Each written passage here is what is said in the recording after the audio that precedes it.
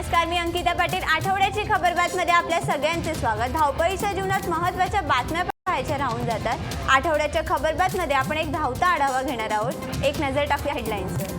आता पाहूया सोमवारी घडलेल्या काही घडामोडी. सोमवारी मुंबईत विक्रमी पावसाची नोंद झाली होती. मुंबईतल्या पावसानं चेरापुंजीलाही मागे टाकलं.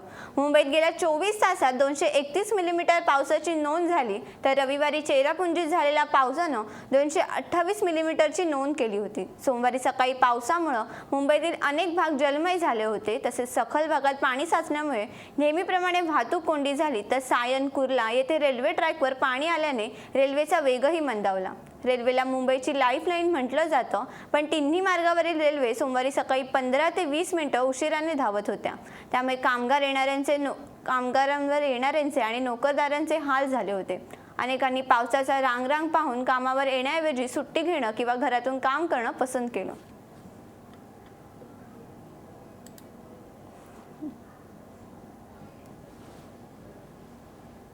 महाराष्ट्र विधान परिषदेच्या 4ही जागांचे निकाल आता स्पष्ट झाले आहेत. कोकण पदवीधर मतदारसंघाचा आणि नाशिक शिक्षक मतदारसंघाचा निकाल लागला. कोकण पदवीधर मतदारसंघातून भाजपच्या निरंजन डावखेंनी सेनेच्या संजय मोरे यांचा दणदणीत पराभव केला. तर नाशिक शिक्षक मतदारसंघात DTF मधील फाटाफुटीचा फायदा घेत शिवसेना प्रस्तुतकृत किशोर दराडेंचा विजय झाला.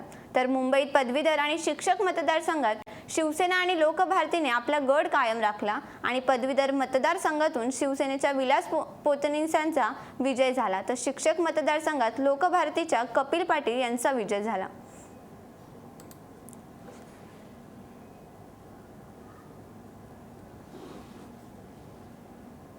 ठेवीदारांची आर्थिक फसवणूक केल्याप्रकरणी तुरुंगात असलेले बांधकाम व्यावसायिक DS कुलकर्णी यांचा मुलगा शिरीष कुलकर्णी अखेर पोलिसांच्या समोर आला. त्यांना न्यायालयात हजर करण्यात आलं होतं आणि 2 जुलैपर्यंत पोलीस कोठडी सुनावण्यात आली. गुंतवणूकदारांची कोट्यावधींची फसवणूक केल्याप्रकरणी पोलिसांनी DS कुलकर्णी आणि त्यांच्या कुटुंबियांच्या विरोधात गुन्हे दाखल केले. या गुन्ह्यात शिरीष कुलकर्णी देखील आरोपी आहेत.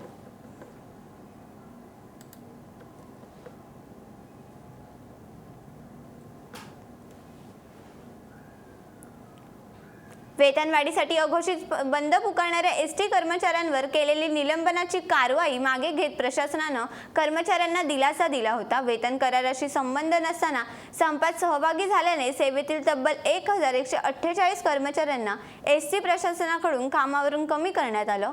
शिवसेना पक्षप्रमुख उद्धव ठाकरे यांच्या आवाहनाला सकारात्मक प्रतिसाद देत ST प्रशासनानं संपकारी कर्मचाऱ्यांवरील निलंबनाची कारवाई अखेर मागे घेतली.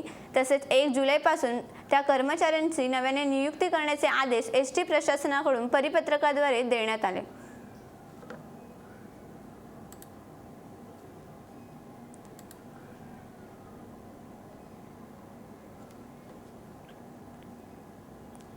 आणि आता पाहूयात मंगळवारी घडलेल्या काही घडामोडी. आणीबाणी आणि महाभियोग चालवण्याची कृती ही एकाच मानसिकतेतून आली आहे आणि आणीबाणीच्या काळात काँग्रेसनं संपूर्ण देशालाच कारागृह केले. तसेच गांधी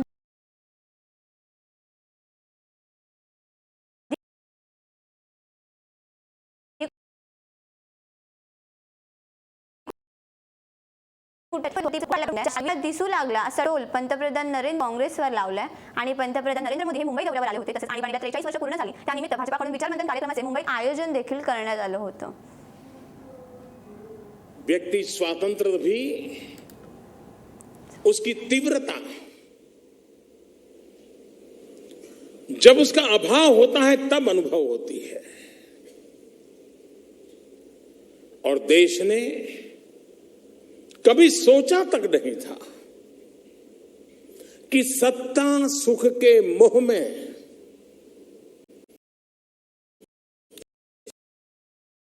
परिवार भक्ति के पागलपन में लोग प्रधान की बड़ी बड़ी बातें करने वाले लोग हिंदुस्तान को जेल खाना बना देंगे.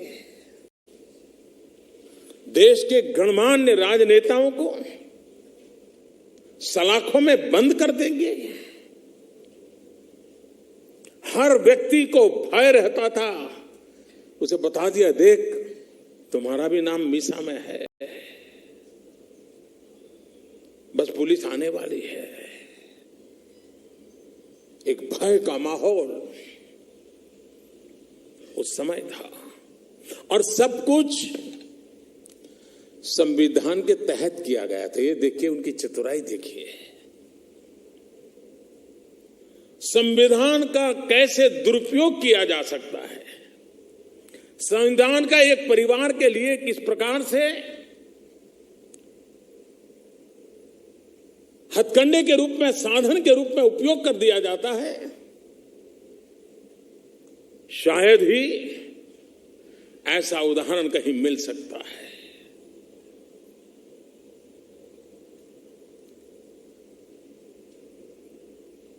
इस देश में जब जब कांग्रेस पार्टी को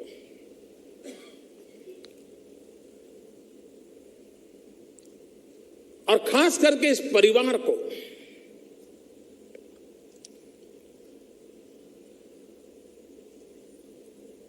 अपनी कुर्सी जाने का संकट महसूस हुआ है, उन्होंने चिल्लाना शुरू किया है, बोलना शुरू किया है कि देश संकट से गुजर रहा है, देश में भय का माहौल है, देश तबाह हो जाने वाला है और सिर्फ हम ही बचा सकते हैं।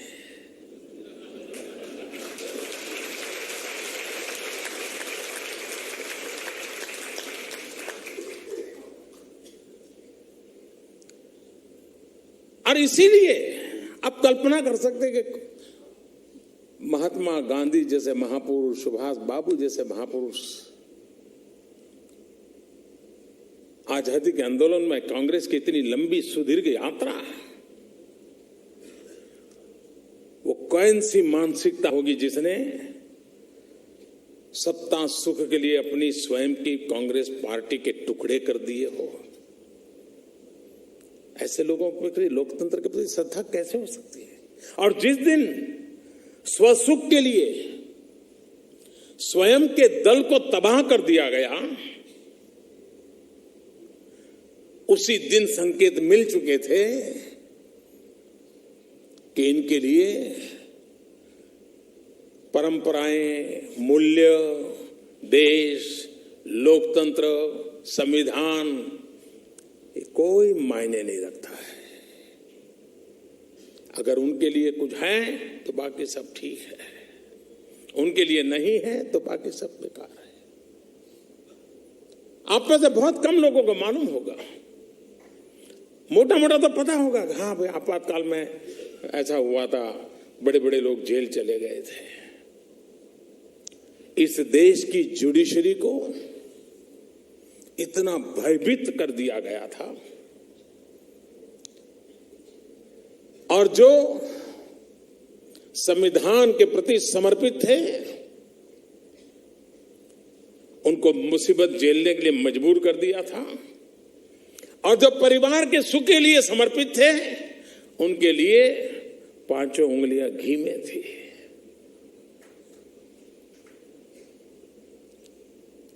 अगर सही नहीं किया, इस हाईकोर्ट से उस हाईकोर्ट में फेंक दो, ये अनुकूल नहीं है, हटाओ, किसी चौथे, पांचवें, तीसरे, जो भी ठीक लगे उसको ले आओ। शायद जुडिशरी पर आज भी हिंदुस्तान में भगवान के बाद न्याय की कोई मान सोचता है तो सर चलो भाई हमारे लिए भगवान है,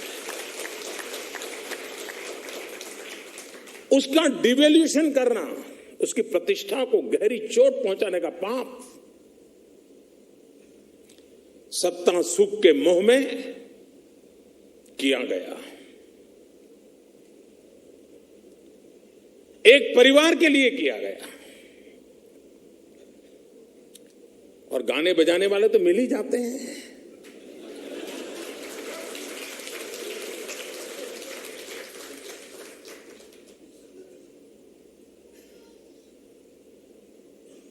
और यही लोग जब न्याय तंत्र में उनके लिए कभी सोचा नहीं था कि इस परिवार के लोगों पर इस देश में कभी चार्ज फ्रेम हो सकता है, करप्शन को लेकर के चार्ज फ्रेम हो सकता है, अदालत में चार्ज फ्रेम हो सकता है और खुद को जमानत पर निकलना पड़ता है। वो कसक उनको छोड़ नहीं रही है कि हम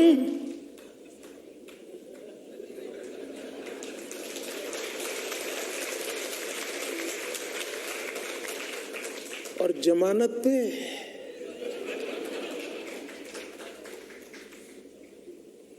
तो उपाय क्या? टॉप मोस्ट जुडिशरी को इम्पीचमेंट के नाम पे ऐसा डरा दो कि नीचे का एक भी जज सर ऊंचा कर करके ऐसा निर्णय न कर सके। हम पर इम्पीच जमानत वाला मामला आया, देखते हैं ऊपर से ही। और इसलिए पार्लियामेंट में देश के सुप्रीम कोर्ट के जज के खिलाफ इम्पीचमेंट मोशन लाने का काम, और जो पढ़ेंगे तो आपको आश्चर्य होगा, ऐसी ऐसी चीजों के लिए उन्होंने सब लिखा है। आपातकाल के दिनों की मानसिकता और वर्तमान कांग्रेस की इम्पीचमेंट मोशन, उस मानसिकता के में कोई अंतर नहीं आया है। इसका जीता जागता सबूत है। और इसलिए देश को अधिक चौकन्ना होने की जरूरत है, वरना मान लीजिए उस समय हो गया, कम से कम सुधरने की दिशा में कदम उठाते, अच्छाई की ओर जाने के लिए कदम उठाते, लेकिन वो करने के बजाय वही रास्ता उनको जमता है, वही रास्ते पे चलना है। अरे ये तो देश है। क्रूरतेच्या बाबतीत एक वेळ औरंगजेब परवडला पण पंतप्रधान नरेंद्र मोदी नकोत, अशी टीका काँग्रेसचे प्रवक्ते रणदीप सुरजेवाला यांनी केली आहे। क्रूर नरेंद्र मोदी यांनी देशाला आणीबाणीच्या आठवणी सांगत काँग्रेसवर टीका केली। तसेच काँग्रेसवर गरळ ओकण्यासाठी पंतप्रधान नरेंद्र मोदी त्यांच्या खोट्या आश्वासनांवर पडदा टाकू शकतात का, असा प्रश्न सुरजेवाला यांनी विचारला।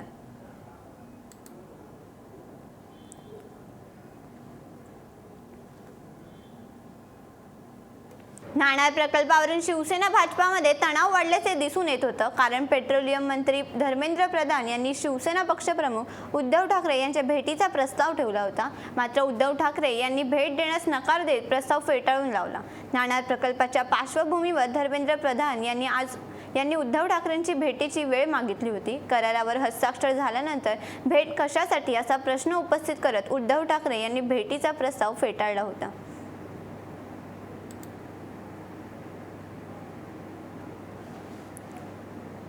नाणार प्रकल्पाला शिवसेना आणि नारायण राणे यांनी विरोध दर्शवला असताना मुख्यमंत्री देवेंद्र फडणवीस यांनी नाणार प्रकल्पासाठी ठाम भूमिका घेतली होती। नाणार प्रकल्पाला विरोध होत आहे, मात्र हा विरोध चर्चेने सोडवू असे सांगतानाच नाणार प्रकल्प महाराष्ट्रात येणे ही भाग्याची गोष्ट आहे, असे विधान मुख्यमंत्री देवेंद्र फडणवीस यांनी केले।